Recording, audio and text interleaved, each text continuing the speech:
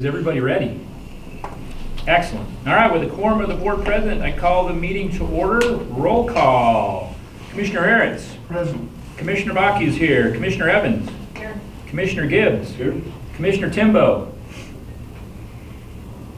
You hear me, Todd?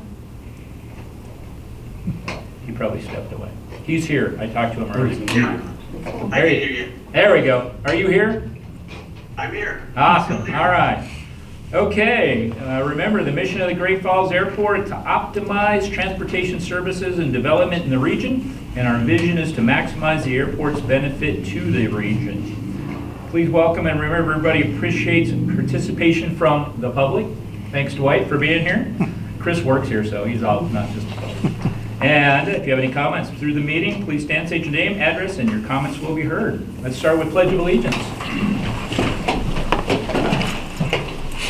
I pledge Allegiance to the flag of the United States of America and to the republic for which it stands, one nation, under God, indivisible, with liberty and justice for all.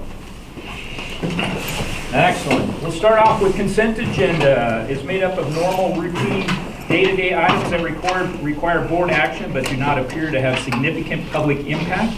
Items may be pulled from the consent agenda for separate discussion, vote by any board member. Item A, approval of board meeting minutes from March 2021. B, payroll checks totaling $88,101.17.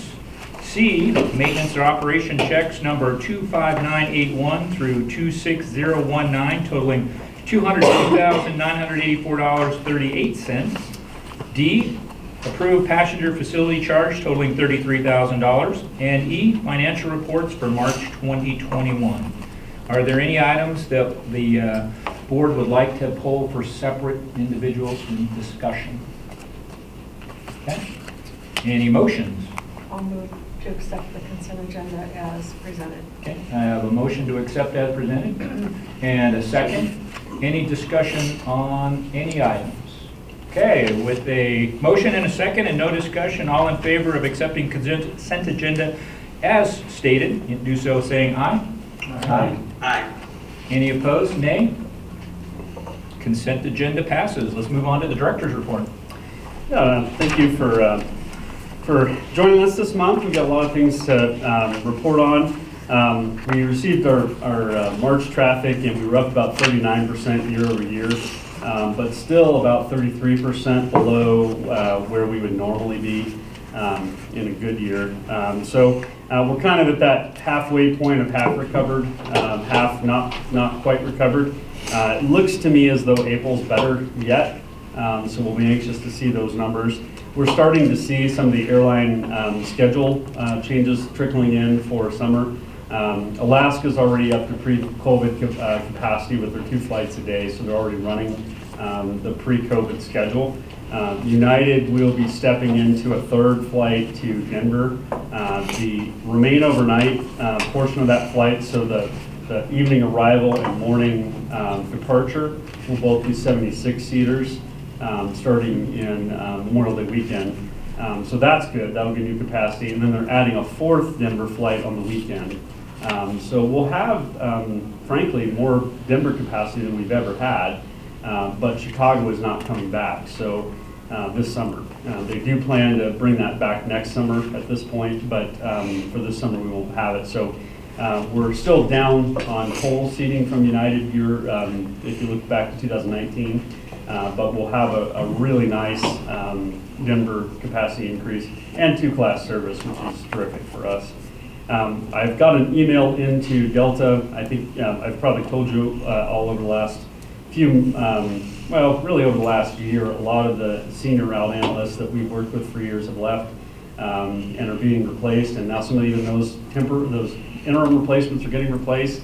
So it's kind of a revolving door at some of the route planning positions right now.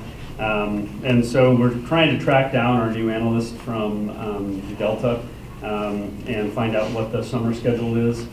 We know we're going to have 3 Salt Lake and some kind of Minneapolis capacity. We're hoping that will at least be 2 flights on a 76-seater, potentially maybe 1 Airbus run rather than 2 flights. So we're trying to track that down right now, so we'll have a general idea what the capacity looks like on Delta.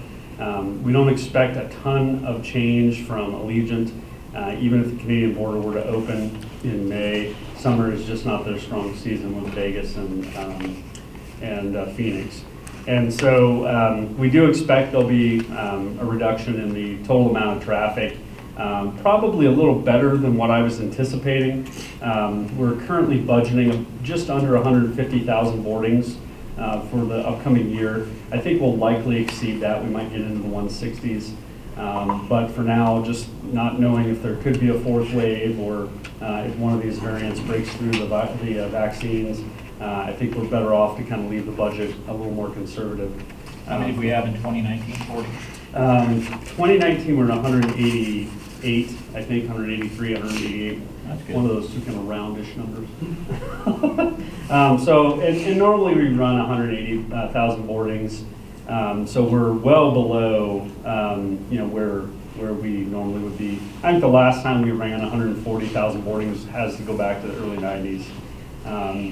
So we're still not anywhere near where we would be recovered. Some of the other airports in the state, are just seeing surging increases. I had Kalispell reported on a call last week that they have 30% more capacity than they've ever had. So they'll not only recover, but it seems as though by the end of this calendar year, Billings will be the 4th largest airport in the state with the largest population. It's pretty incredible, the amount of growth in those other markets. And of course, a lot of that is driven by population migration. I don't know how much you guys peruse the state vaccination data, but what I find interesting is if you look at Bozeman, they've administered almost twice as many vaccines as Great Falls has.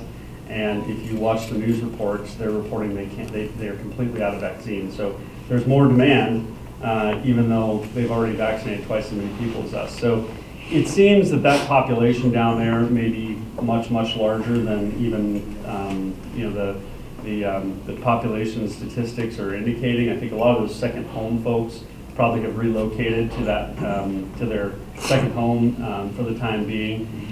So we're certainly seeing Montana being of interest right now, which is good. I mean, it puts us on a good footing with the airlines, but the next step is to see some of that materialize in the schedule increases, and I think that'll largely be a 2022 project.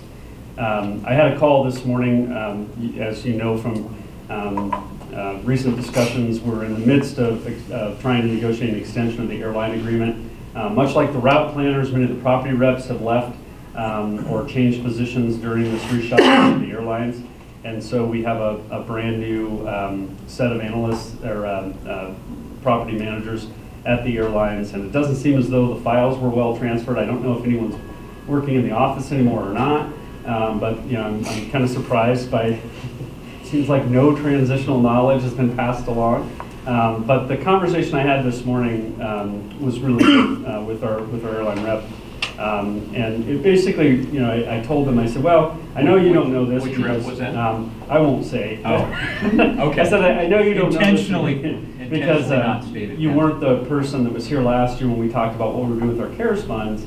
But what we said is we wanted to make sure that we use those funds effectively to keep rates down and to make structural changes in our rates going forward so we can continue to keep them down. And right now the airlines, I think across the U.S. are in a mode of trying to capture as much of that CARES CARISA money to ensure that the rates stay down. And so they're very paranoid that us airports are squirreling them away for giant blue horses and things like that. With red eyes. With red eyes, yeah. Maybe or maybe not red eyes. But nonetheless, we assured them that we're doing our best to use those dollars on projects that will minimize the rate impact, and even things like the ticket counter. So we had a really good discussion about the ticket counter expansion and why we want to do that. The airlines right now have failing bag belts. Those bag belts were put in by each airline as they moved in, and they maintain them. And so some of that equipment is frankly a relic. And so I know right now United is rebuilding their motors. And so, we need to get rid of that stuff and bring in some newer equipment that we would maintain and have drawings for, and know where we can get parts and those types of things.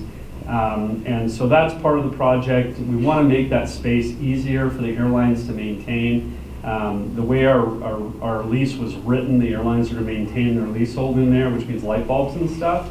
That was not interpreted that way for a long time. When we went back through during one of the renegotiations, we said, look, we really need to get back to that because we've got 4 maintenance workers to do this entire airport, and over the years that's kind of crept to where we're doing a lot more than we're supposed to be.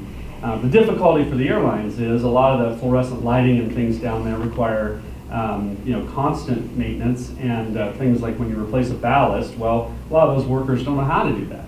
And their employer probably doesn't want them doing that. So we need to go to something like, that's easier, like an LED bulb you can find at the Walmart, things like that. And the space just needs to be updated. And so we had a really good discussion about why we want to use those dollars for that, because that is cost. We can't use any of our other grant funding or PFC funding to do that project in the future, so the airlines would bear that cost. If we can absorb that cost right now with CARISA funds primarily, that really reduces the profile of the terminal rate going forward, and they'll be substantially cheaper than many of the other options in the region. And so they appreciated that. And then I reminded them of the conversation I had with the analysts last year, the property reps last year, which is we're making this change to take out our debt service with a lot of risk. We didn't know how long our cash reserves would hold, and how long this pandemic might drag on, and those things. But we did that because we wanted to first eliminate the risk to our tenants to ensure that we could retain our air service that we had.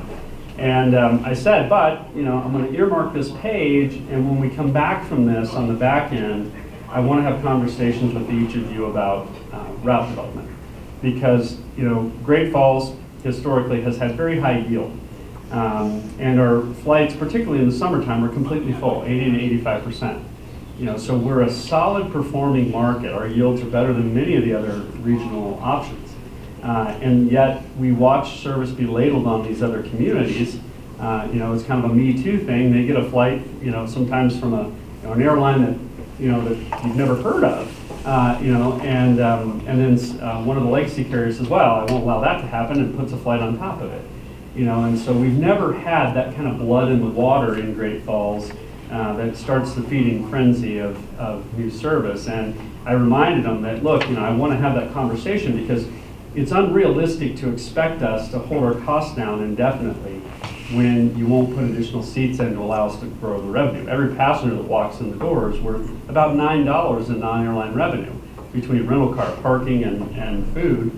It's worth a lot of money. And so, if you continue to stagnate, our passenger growth, our expenses are going to outstrip it. There's a limit to what we can do, things like I-State and other developments, to continue to grow our revenues, and we've done that, right? I mean, we're 9 out of the last 11 years have been record revenue. But now we really need your help, to bring in new flights. And so I think we opened a really good conversation, and they really want to have a budget meeting with us. And I said, okay, I'm willing to do that, and we'll go through the budget. But here are my two hot buttons. Number one, no movement at all on non-signatory rates. I'm not going to increase the cost for the Allegiance of the world and others, because they have been our growth outlet for much of the last 10 to 15 years. They've been the only way we could get additional seats in our market. And so, I'm at the threshold where I'm not willing to go any higher, because I don't want to discourage that kind of business. And then number two, I want to talk to each one of your route planning departments about growth of our routes going forward, because we really need that in order for us to continue to keep the rates low and cover some of these costs going forward. And so I was encouraged by that conversation, and I think it really will help us to get a good level of conversation going with the airlines about the trade-off between cost and opportunity that we can offer, being one of the cheaper airports in the region, and yet having demand that isn't quite met. I don't know about you, but as I go out in the community right now, I was down at Home Depot and I got talking to one of the associates and I said, hey, any chance you're seeing people from out of town, shopping? And he says, yeah, everyone's from California now. I hear it, several times a week, that I just moved here from California and I want to put in this and I'm doing that. And so, we are seeing that migration, maybe not at the level that these other communities are seeing, but, now pretty much anywhere you go in the community, you can find those stories of people who met someone that just moved here. So I think there is great opportunity right now for us to grow the routes and see that that kind of growth that you're seeing in these other markets. Maybe not at that scale, but at least some. And then we also have the SCSI application, which we'll find out about ideally in June. They tend to be late with that announcement, so maybe July. But hopefully well before the airline conference in September, because I think we can have some very good conversations come September with a number of carriers about the opportunity that Great Falls presents, particularly if we have a very strong summer and we're outstripping our demand. I think that at that point we've got a great opportunity to say, wow, look, yes, maybe airline A had this market before, but they don't have it anymore. Why don't you add service and take that opportunity? And so I think I think the timing is right for us in the upcoming year to really make some progress on route planning. And I know a couple of the conversations I've been having have been increasingly positive about Great Falls as an opportunity. So exciting times on route development. And there is still the possibility that the airlines won't sign the agreement, which is fine. It's not a major concern. We don't have any outstanding debt. Typically, you like to have a longer term agreement when you have debt outstanding because there's an exit penalty for the airlines. If they leave early, they pay you X number of months or years of their rents. And so, given where we are in the finances, I don't know that it's detrimental for us to have no agreement. I frankly, that's what I used to do, was advise clients on these things. I think right now it's an offer of goodwill from us, realizing it's a transitional period for the airlines to offer an agreement. Frankly, if we were at normal business, I probably wouldn't offer an extension. We would just go to ordinance rates, which means we would adopt in the budget what the rates are. We have cost-based rates based on our budget, and we would publish that in the budget and adopt it. We may end up there if the airlines can't make any progress in the next couple of weeks. We may come back to the May and June meetings and just ask to adopt ordinance rates. But I suspect we'll find something that that gets us there with the airlines. Does it benefit us, since we don't have debt, just to go to ordinance rate? Are we going to make more money on that? In it, we would, not a ton, but some. And in addition, it would also make it a little easier for a new airline to come in because instead of having the penalty rate of $150 right now on the landing fee, so if we're charging $1 to Delta, for example, just out of just picking one of the signatory carriers, we're charging $1.50 to Allegiant for the landing fee because they don't have an agreement. So if we had a new carrier come in next year that didn't want to sign the agreement because they might only be here for the summer, then we can normalize those rates. More or less what we do is we would level that to the amount of revenue we need and divide it by the amount of activity we expect, and everyone pays the same thing. So the entry cost would be lower, and I think it's a good time to have the entry cost be lower, for a new carrier coming in. That said, in the broader scheme of airline rates, we're incredibly cheap. There just aren't airports anymore that are under $1 on the landing fee, and $20 in the terminal rent. So I mean, we are, when a new carrier looks at us, they look at that and go, that's fairly affordable. Regionally, we might be a little higher. Dwight, you probably got a better feel on this than me. On Jet A right now, I don't know. There's probably some regions that are much lower. It seems like Texas and places like that have a lot of refining capacity, but so there are some costs that that might be higher because we, competitive factors make them cheaper elsewhere. But for the most part, I think when you look at the cost perspective, we're incredibly low. So.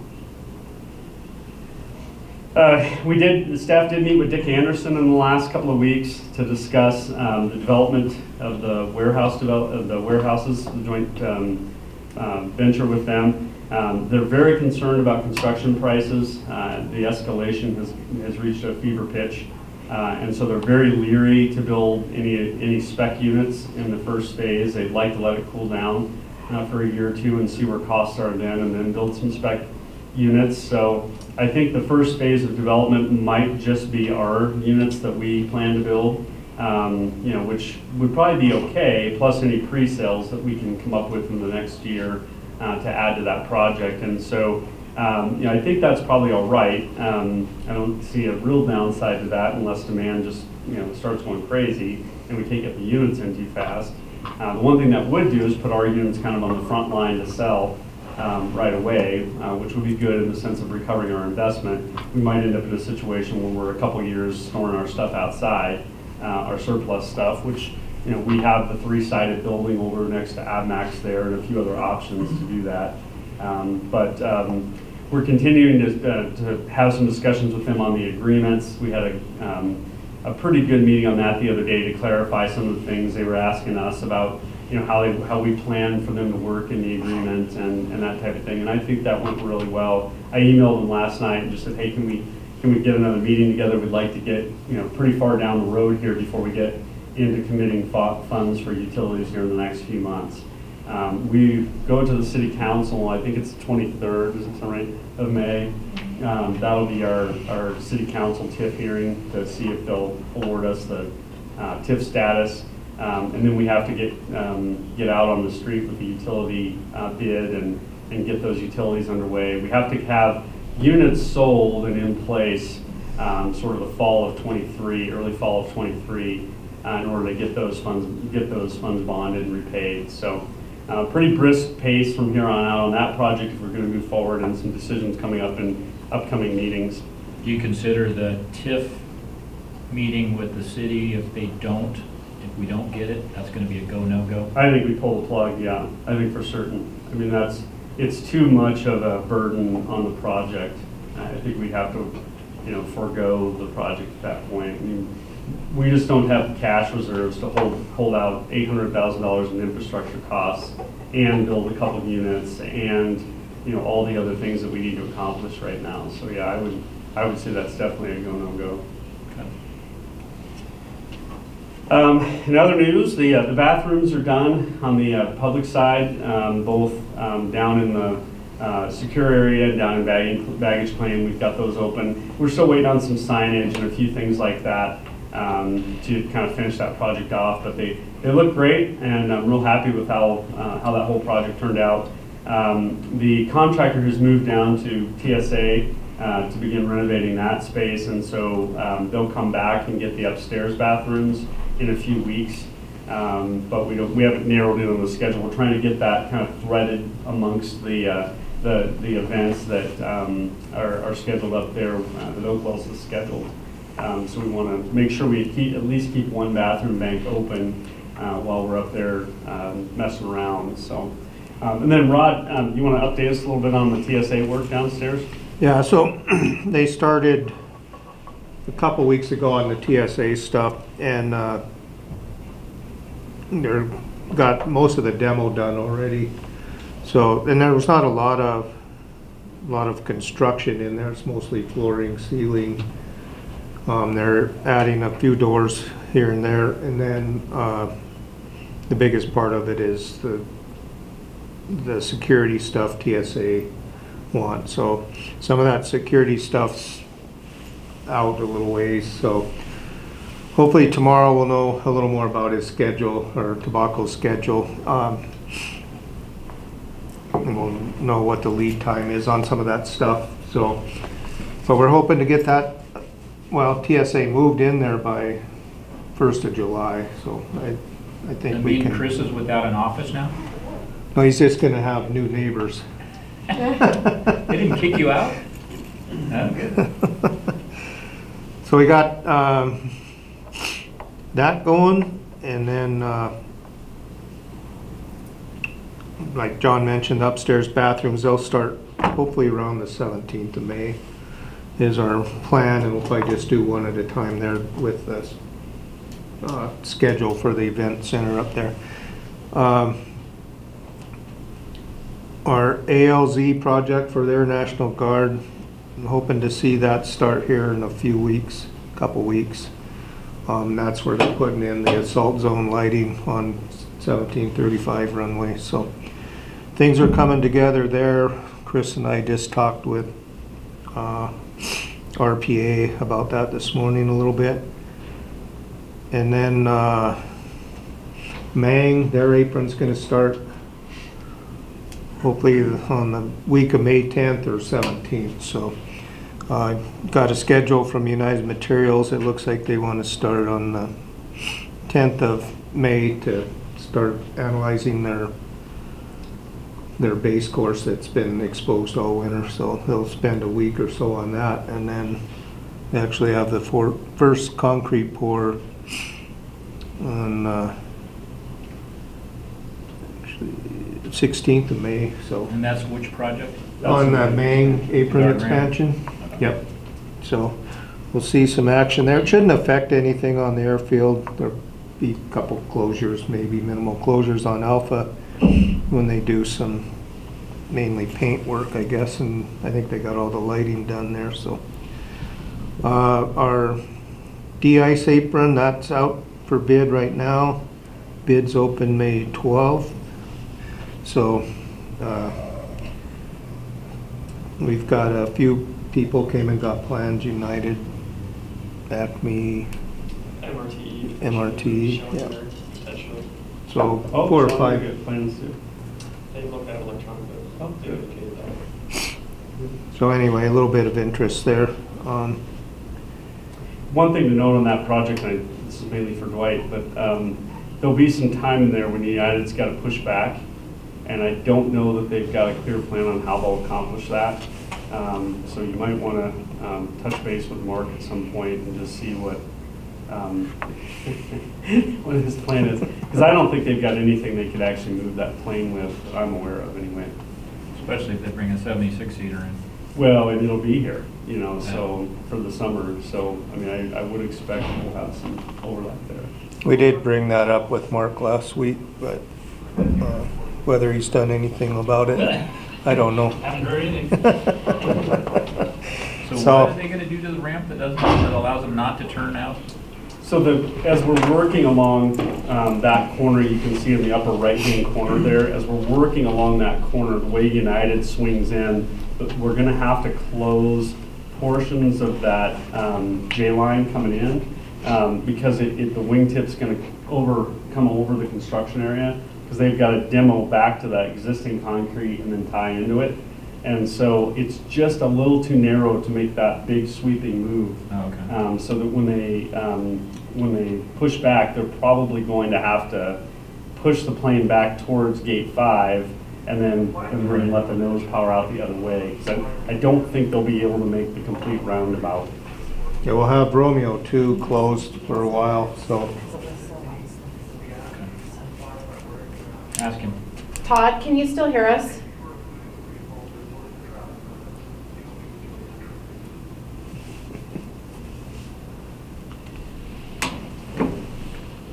Yeah. He's muted. Did you see that, Laura? Yeah, but it says, did your feed just drop off at the end? And Todd said mine did. So I don't think he's there. Somebody new right there. Scott Bell, it looks like there.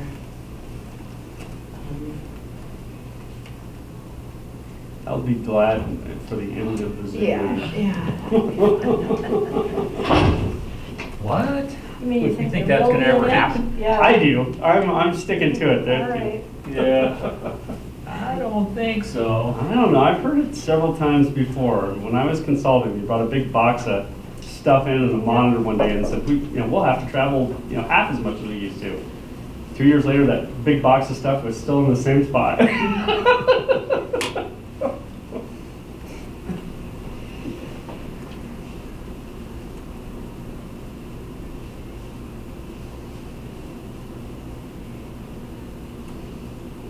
It still shows he's muted, by the way. Yeah, I was just looking at ours. Can you guys hear us now?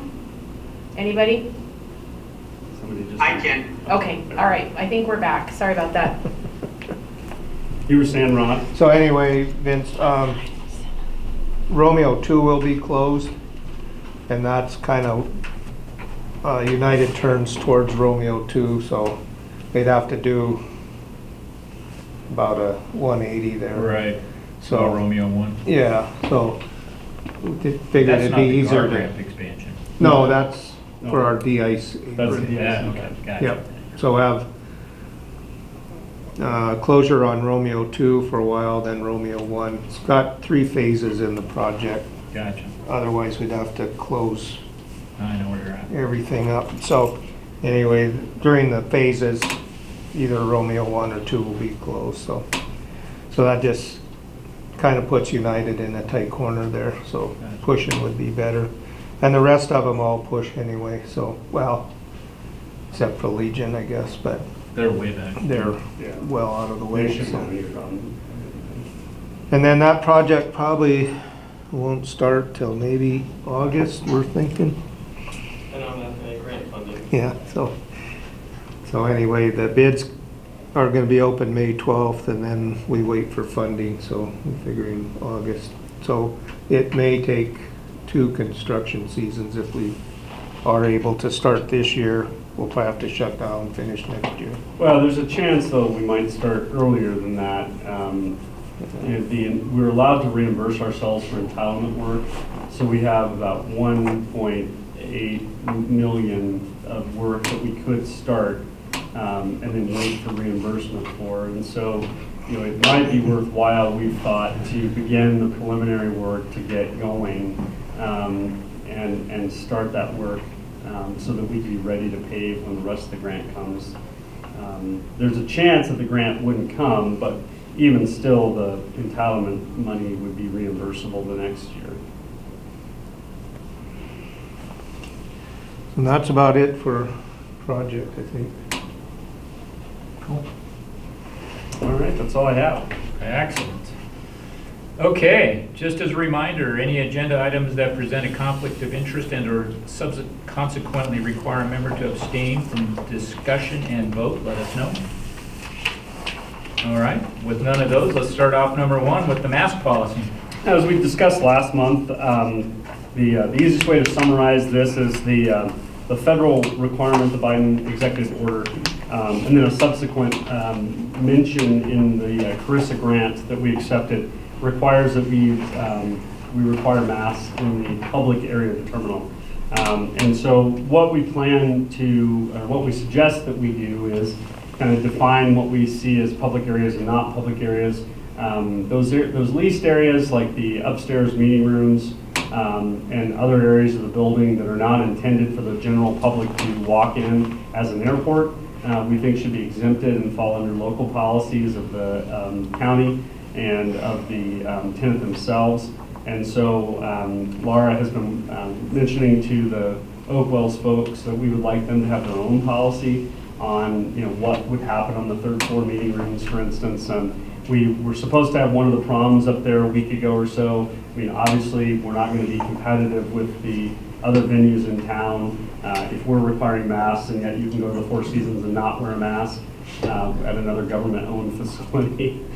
So we think that's an important distinction. Also in the tenant break rooms, I was stopped by one of the tenants downstairs a couple weeks ago, and they said, "Are we supposed to wear these masks?" I said, "Well, what's your company policy say?" Well, of course, their company policy says they're supposed to wear masks.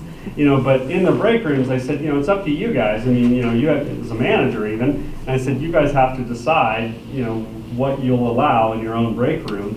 We don't have any way to know what's going on in there. We don't go in their break rooms. So we think it's important to defer to the tenant on those areas of the building that they control that, again, are not intended for public use.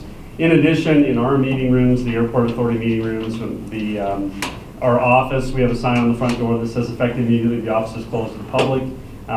Sometimes people regard that sign, other times they just walk in. But in those areas, again, primarily we're at least 6 feet apart. It looks like the CDC guidance is soon going to be dropping to 3 feet. And so we think we can comply with distancing in most cases, and we'd rather keep those areas, up to the personal discretion of people to wear a mask or not a mask. And so the policy we've kind of outlined here more or less says, we'd like to respect those lines of, private space and and lease space. In addition, we're not going to seek to engage people. Oftentimes in our terminal building, we have people that are just kind of off sitting in a corner somewhere, doing their own thing. We're not going to seek out and engage those people, that are 35, 40 feet away from anyone else, if they're over there. Most of the time they have something they're eating or drinking anyway, and so, we plan to kind of adjust the approach to be appropriate. I know Kent's been doing a really good job when I watched him in the terminal. If there's big groups, like last week we had some big groups welcoming home passengers, and there was a couple people. It's almost always the people that aren't flying that come in and don't wear masks, which I suspected would be the case. And he went over and asked them to wear a mask, and that ensued in an argument between two passengers, and he ended up kicking someone out of the building. We want to avoid that as much as possible. It's just not worth the frustration for everybody, but in that instance, I think he did the right thing by just saying, hey, look, if you're in the building, you gotta wear a mask. And like I said, someone in the peanut gallery decided they needed to comment on that, and off to the races we go. So, but as much as we can, we want to accommodate people, that are being responsible and seeking out a calm corner of the terminal to get a rest from the mask, because it is a lot to ask people. Our stage lengths are not short. Our flights tend to be nearly 2 hours, and that's a long time. So, if you can give them a few minutes of grace to, get in the corner of the building and rest, I think that's okay too. But so far, I think something like this at least gives some guidance to our tenants, some guidance to our staff on how to execute the policy, and would help us a little bit in implementing a mask mandate. Cool. All right. Can I have a motion to accept the airport director's recommended adopting mask policy as outlined? And a second? A second. Any discussion on the mask policy? I think that's a good, we got to follow the federal guidance in the public areas, Sure. Absolutely. But for private areas, and especially since the county has pulled their mask policy, if you're not part of the airport passenger mode of going from check-in to the security to the gate, and you're out of the flow, like they had Italian night the other night, and we Yep. went to that, and as soon as you sat down at the table, Yep. then the servers all had masks on, but they didn't require the people to wear the masks, and that makes total sense. So I think that's a really reasonable way of moving forward. I was at the chamber after-hours event, and they chose to have their staff wear masks. Of course, no one in the, maybe one or two people in the chamber crowd had them on, but largely because there was food, no one did. And I think that's what we want to offer to Oakwells is, hey, look, you decide what's appropriate for your space. And most of the restaurants I've gone to in town are doing that. They're Yeah. still having the employees wear masks, but once you sit down, they don't care if you wear one or not. So that makes total sense to me. Even some of the larger venues I've noticed have taken down their signs. Some of the larger stores don't have the signs. Even the chain stores now, taking down the mask requirement. All right, other comments? Todd, any comment? No? Awesome. No further comment. All in favor of the airport director's recommended mask policy, say so by saying aye. Aye. And all opposed, nay. Motion passes. Thank you. Moving on to the airline agreement extension. Yeah, as I mentioned in the director's report, the airlines, kind of to my surprise, have decided to engage us a little bit on discussing the budget in the upcoming years. I think primarily because they're trying to capture those federal dollars and ensure that they're being used for things that support the airline areas, which I think we certainly have a great record of showing that. But we are having some discussion with them about the budget, and we're going to send them some stuff, kind of rate calculations and that kind of thing for the next couple of years. But I do think we'll likely get their cooperation in extending the agreement. It looks like more than likely it'll be a 2-year extension, which would be good timing because I suspect towards that 3rd year we'll be looking at probably a bond issue to complete the rest of the terminal work that isn't eligible or paid for otherwise. And that would be a good time to negotiate a 5-year extension to kind of get us down the road of that debt service issuance. I imagine we probably don't need much longer than a 10-year term on that next borrowing. So getting halfway down with an airline agreement would be really appropriate. I think this is actually a good compromise. If for some reason they decide they want 3 years, I'd be happy to do a 3-year extension. Yeah, I think we're in a great position. The rates are low. The airlines appear to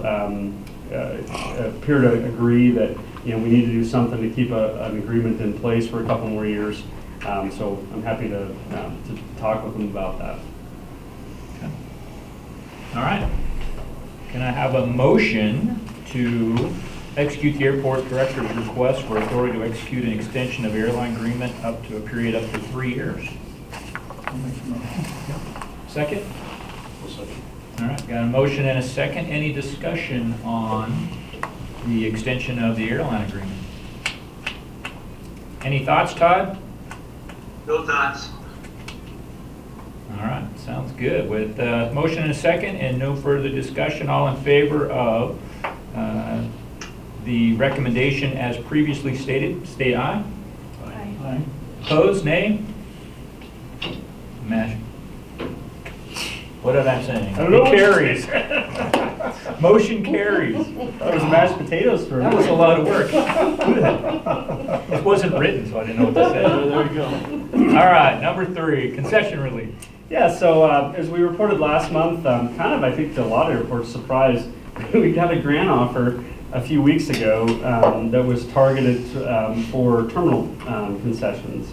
And not a lot of guidance initially, and then the FAA kind of started giving guidance via a frequently asked question sheet that was out on the website. And so as they had time, they would get a question and answer it, and that was the official guidance. And so, this obviously has, over time, more and more questions continue to be asked and answered.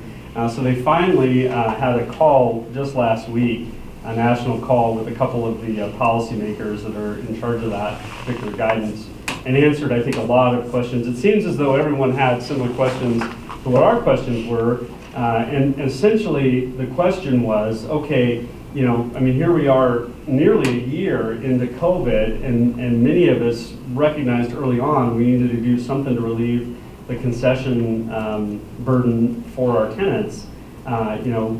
We have collectively spent about $600,000 doing that, David. It's in excess of that, actually. 14-month period, about $600,000. Yeah, about $600,000 relieving those minimum air guarantees. Many airports, especially if you had an older, longer-term agreement, had an automatic trigger that said if your enplanements go down by X amount, you're going to reduce your payments this much. When I got here a few years ago, we began negotiating away from that to just require a conversation. And so we had early on had those conversations and come up with remediations. And so if you look through the charts in here, you can kind of see the one guidance point that the FAA came up with, and I think it's actually a smart guidance, is they wanted any relief given to be based on a normal revenue breakdown. And so essentially what they said was, if you're going to give relief, you have to give it proportionately. And so in 2019, we had concession revenue of about 1.8 million, and you can kind of see how it breaks down amongst the tenants. Oakwells is about 6%, Hertz about 12%. Boy, some of these didn't print. And the color really, Can you see it? can't see them. We should have pulled those out a little bit. But that's kind of the revenue breakdown. Our biggest concessionaire being the parking operation, followed collectively by the rental cars, but then individually by a couple of the larger rental cars, Oakwells being a relatively small player, and then our smallest concessionaire is the advertising concessionaire, who only generates about 2% of that revenue. And so that's kind of, we chose 2019, obviously, because it was the last period of normal revenue we had, and so we picked that period. On the second chart, you can kind of see, how the MAG relief would break down amongst the different folks. We got about $37,000 in, oh, what's the second one here? I'm not looking at that right. And so the mag relief that we've given this year breaks down on, as it is here on chart number 2. So the one guidance point the FAA gave early on, which frankly doesn't make a ton of sense to me, but they decided that $37,000 that we received in the grant had to only be attributed to the period from January 1st to the end of the program. And so anything we did last year, calendar year, was ignored in the rent relief. So year to date, we've given out about $100,000 in rent relief by relieving all those minimum annual guarantees. And this is how it breaks down. Essentially, Hertz got $22,000, Oakwell's got 12, Reef got 34 almost, and so on and so forth. And so, so far, just in the calendar years leading up to now, $100,000 has been dispersed this way. The third chart kind of shows if we take that $37,000 and we dole it out based on the proportions of 2019, here's how much money everyone would receive. Oakwell's would receive $2,400. Well, you can see on the previous chart, we've already given them $12,000.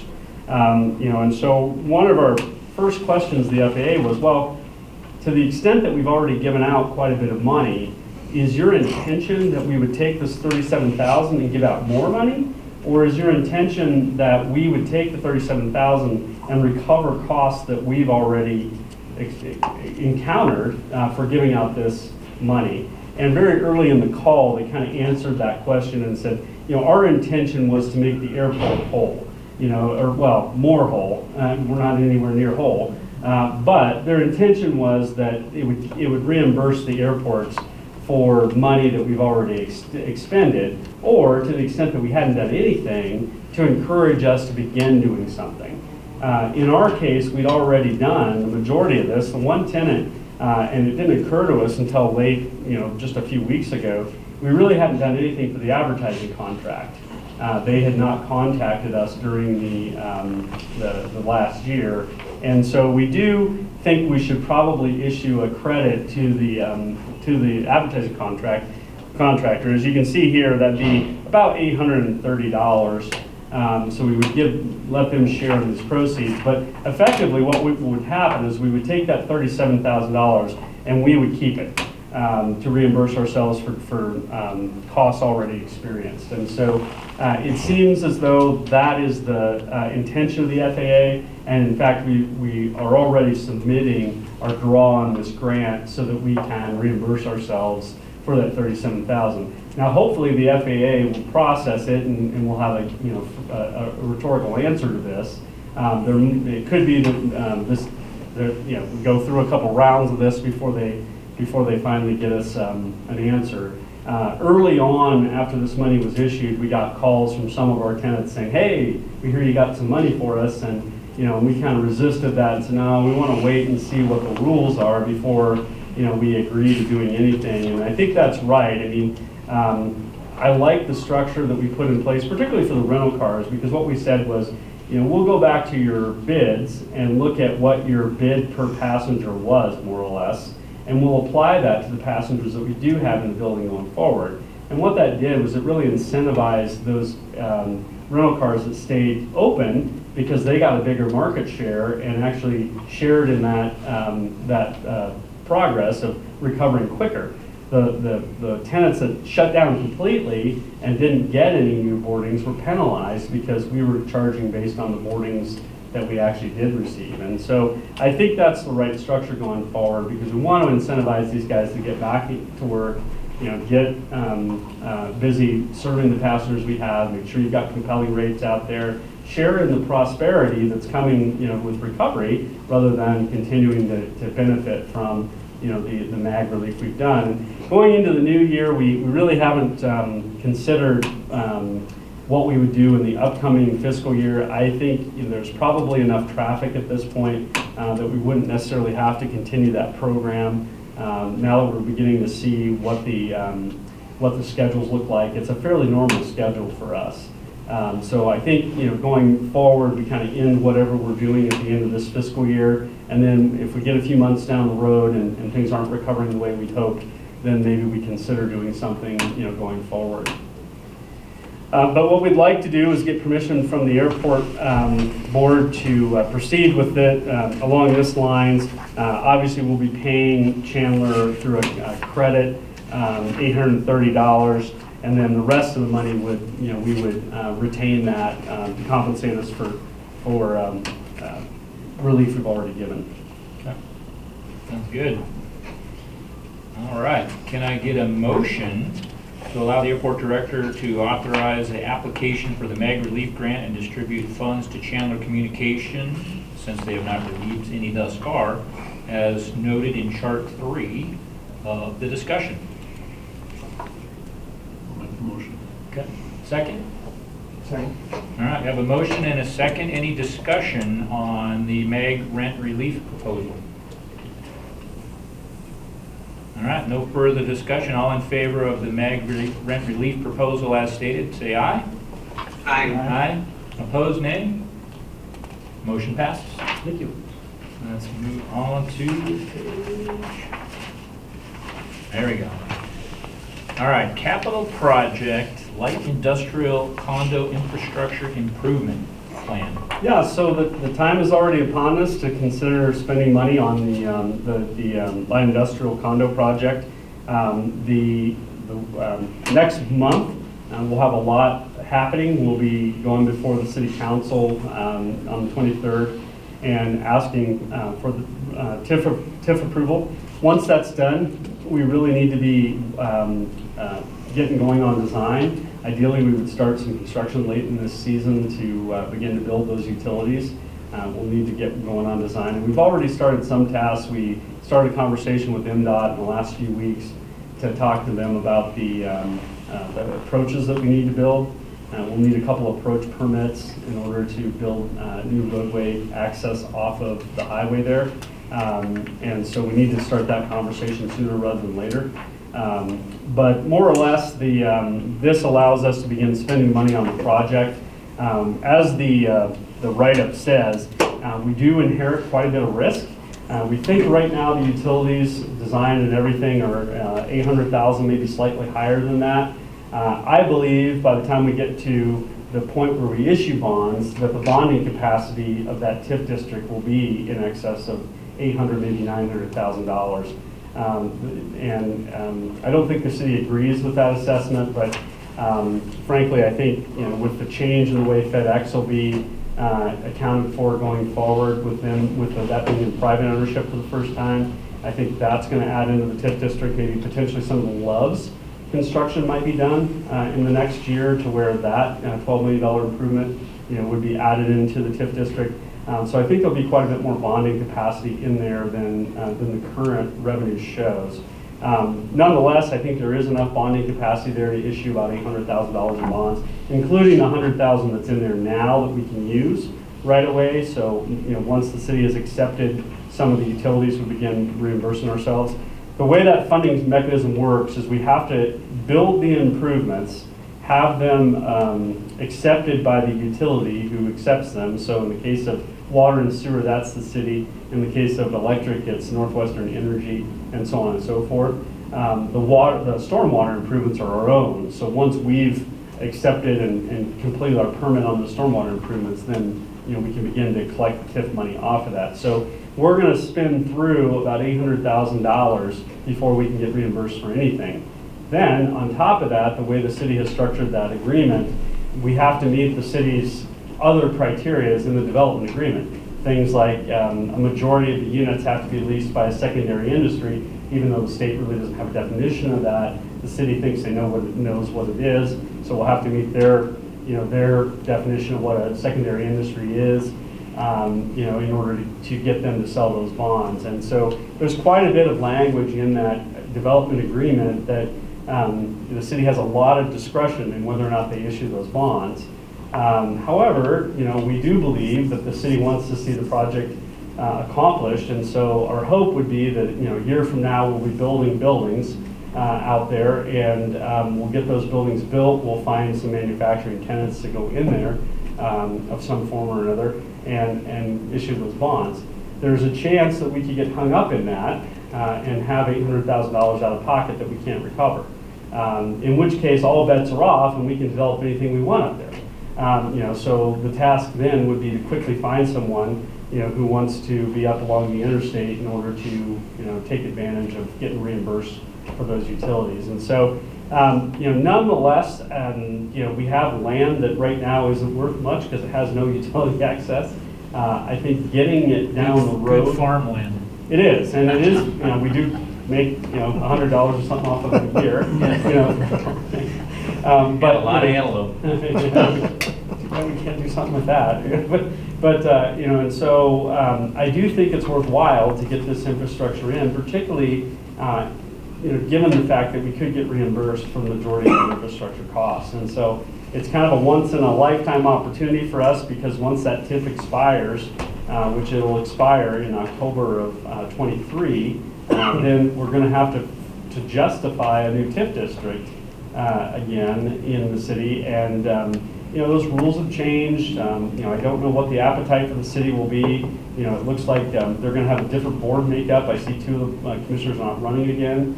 And so I think this really is a worthwhile endeavor to pursue, recognizing that we could have an $800,000 draw from our reserves.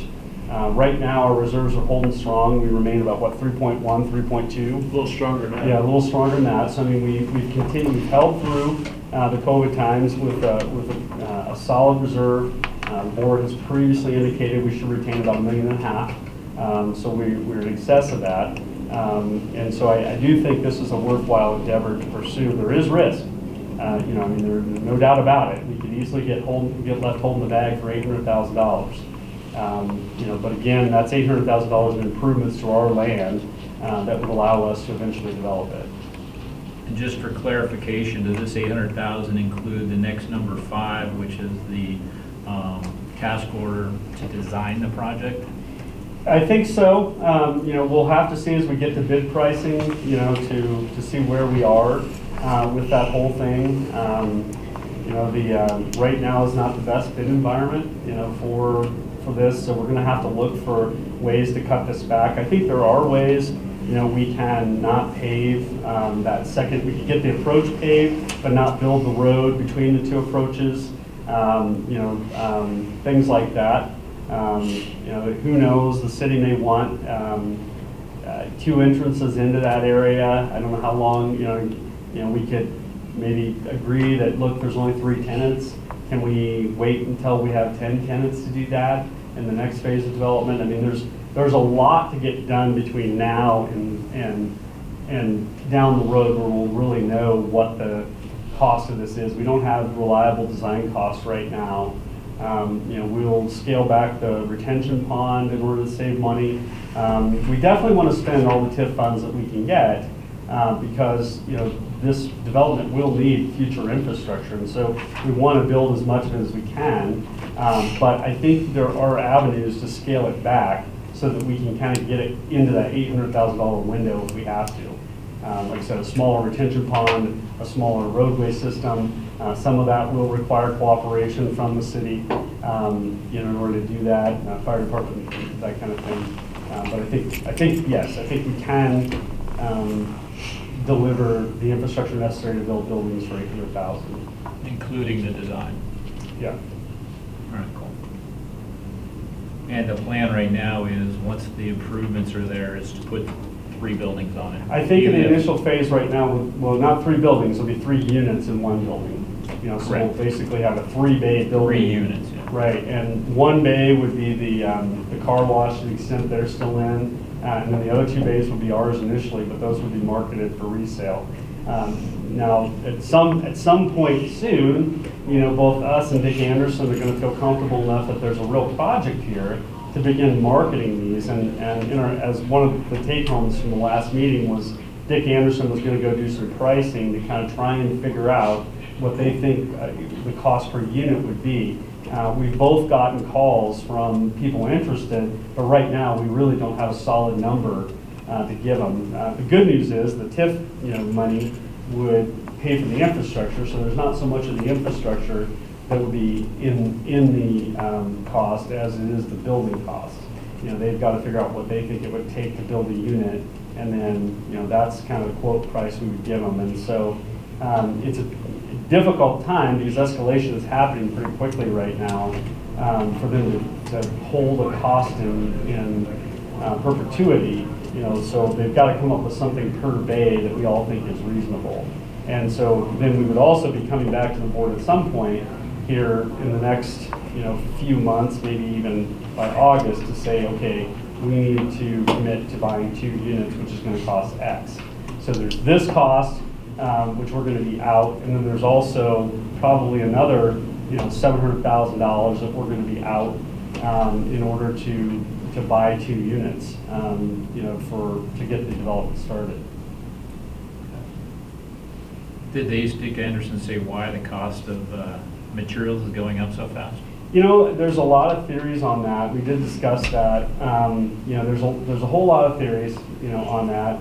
There's some suspicion that there's a lot of hoarding out there in terms of, things like fiberboard and that kind of stuff that, some of the big movers in the market are holding back some inventory in order to help, drive those prices up. I mean, obviously factories were shut down of all kinds over the last year at different points.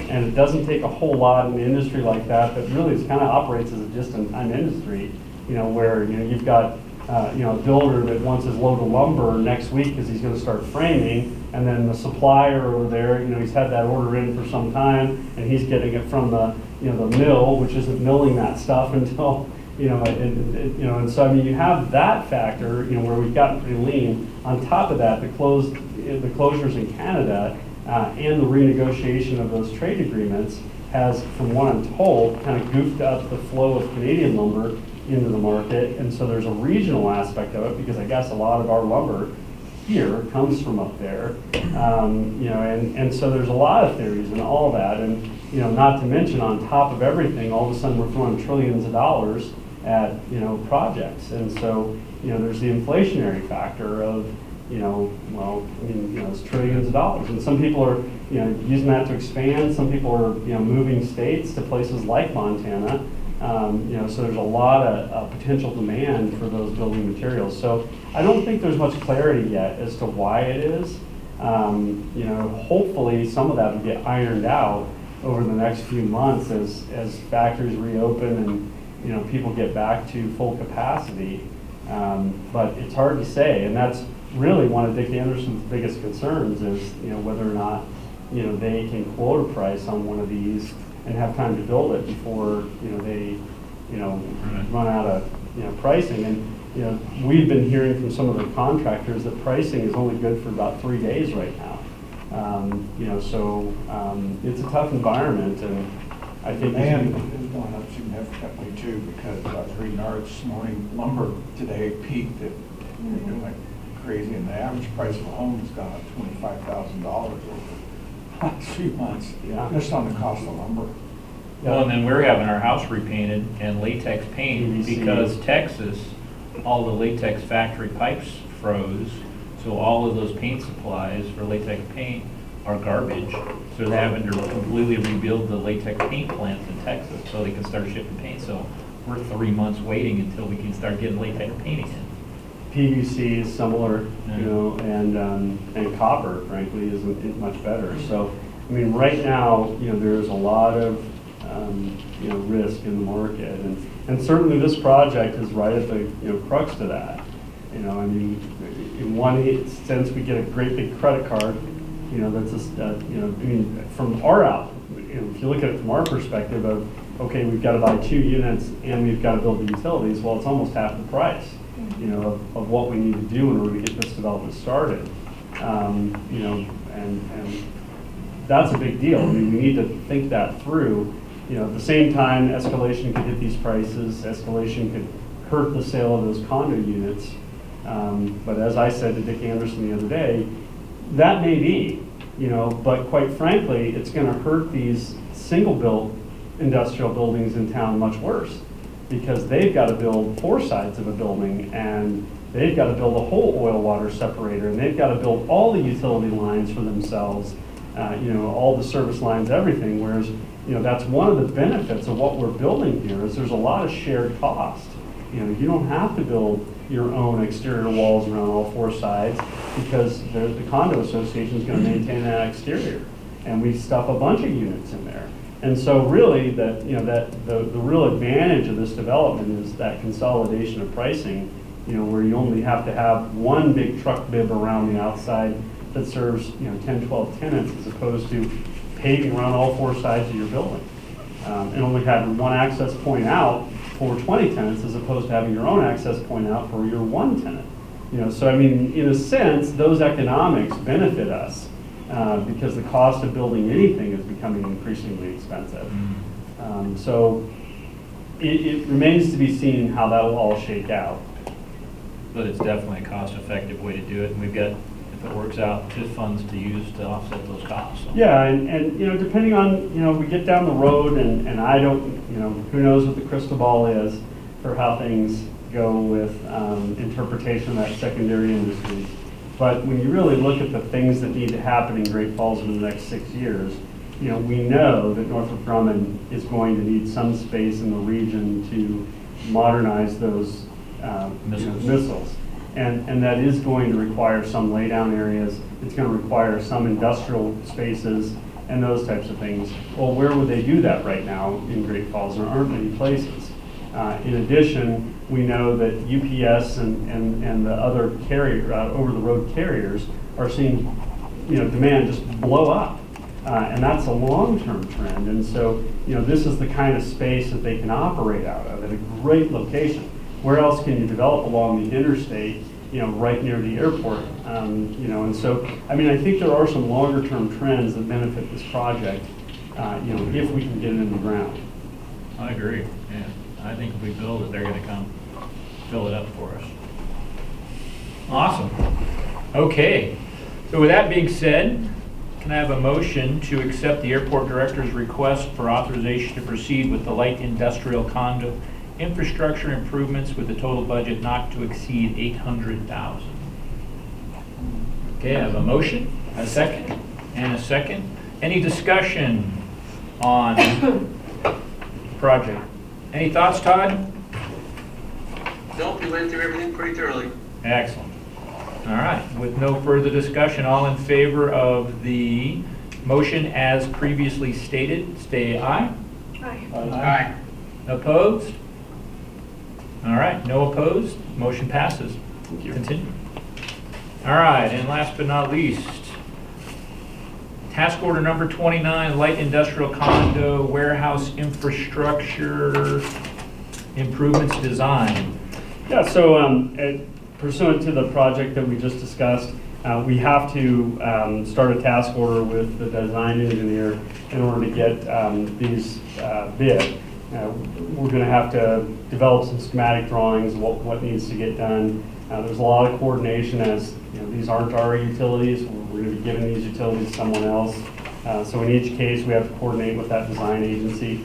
We're basically dealing with a greenfield site over there. There hasn't been previous development, so there isn't a great deal of information about soil quality or anything like that, or even really survey data in that area. And so there's quite a bit of work that needs to get accomplished in order to get these utilities in. And I've spent quite a bit of time with Jacobs over the last month, going through that task order and trying to find ways that we can reduce the amount of cost in that task order. And so we've arrived at about $110,000 as the amount for the task order, and I had to ask the approval of the board to proceed with that task order 29, an amount not to exceed $110,000. And just to clarify, this would be a sunk cost. This will start before the TIF board. No, we'll get that TIF board. I mean, we'll have to wait until that TIF goes through on the 23rd. But then once the city authorizes that, then we can begin. Any costs after that are reimbursable. Okay. So over the next month or so, the preliminary meetings that we're having with MDT and that kind of thing, we'll have to do those, and hold costs until after the 23rd. But then once we get to the 23rd, then we can start doing things that are reimbursable under that development agreement. Oh, okay, good. However, they won't be reimbursable until the bonds are let. Right, Well- so it'll be out of pocket for us until. For a while. That's not exactly true. To the extent that we complete some utilities, we can begin drawing on the 110, or imagine there's 110 every year that we can begin drawing on, but first we have to actually complete things and get them turned over to the city or the Northwest Energy or whatever, so that we can get reimbursed out of there. Okay.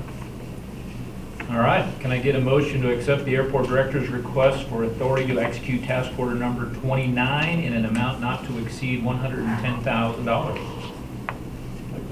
The motion, and a second? And a second. Any discussion, comments, or questions on task order number 29? Todd? No? Perfect.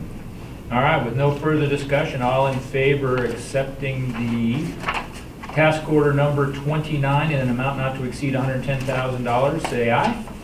Aye. Aye. And opposed, nay? No nays, the motion passes. All right, I think that wraps up the official.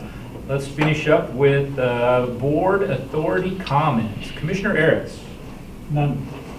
I have no additional. Commissioner Evans? None. Commissioner Gibbs? Commissioner Timbo? None.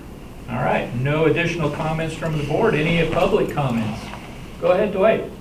John, you previously mentioned how important the Canadian tourism is to this airport. I completely agree with your comments. Have you given any consideration into writing a letter to President Biden or our delegation to encourage them to open that border for tourism? You know, I mean, hate to use the expression peeing in the wind, but, you know, if you look at what's going on in Ontario with COVID right now, you know, they are pretty hell-bent on keeping it locked down for a while.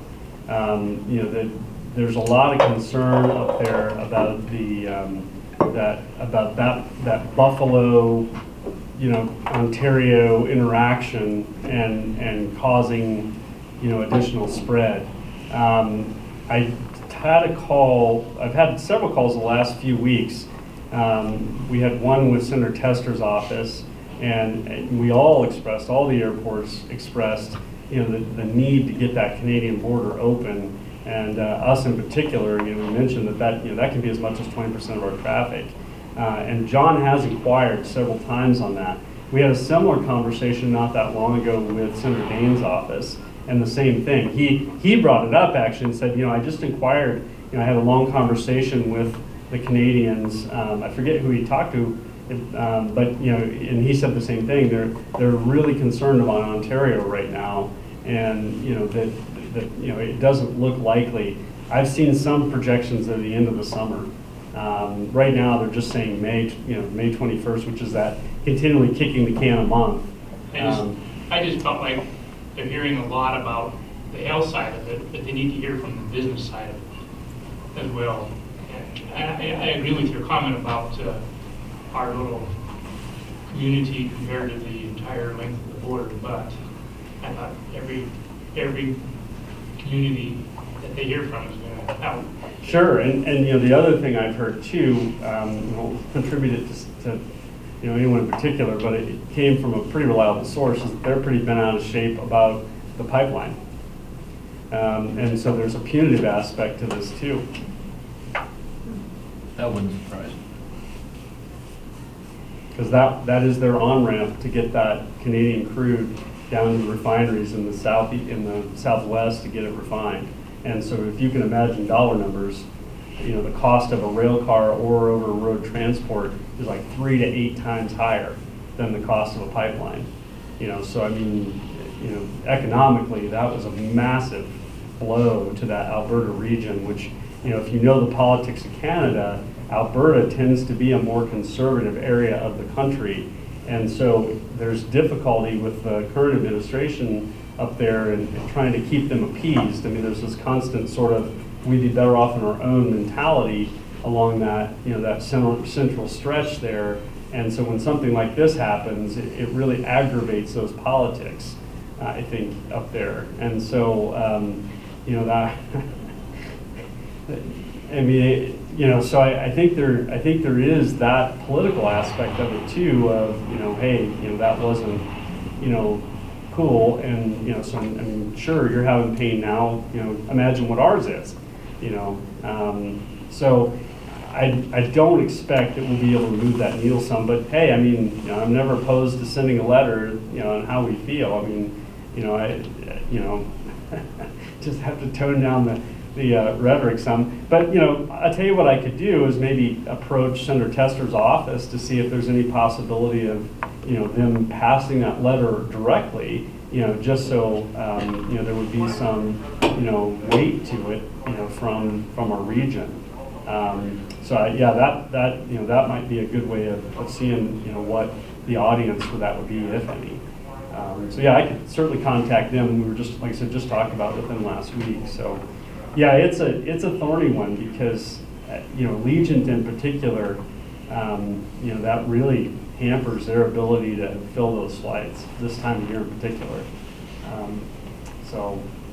We are seeing, in fact, last week I saw quite a few of them. I had lunch in the restaurant there, and there was at least 3 different families of Canadians that had gone down to Phoenix, and they had some, they were taking the Northern Transit back to Shelby, and then each one of them had a different family member picking them up at the border. They were going to walk across the border and then have somebody pick them up. And so you are starting to see people circumvent that system, and maybe the dumbest part of all is you can actually fly directly out of there, out of Calgary or somewhere else, which, I mean, if you're really worried about the spread, how come you didn't shut that part off? So I mean, it is becoming, less relevant, because people are circumventing it anyway. But I do think, there is quite a bit of weight behind, that concern over Ontario and the economics of the pipeline and how that affects, that relationship up there.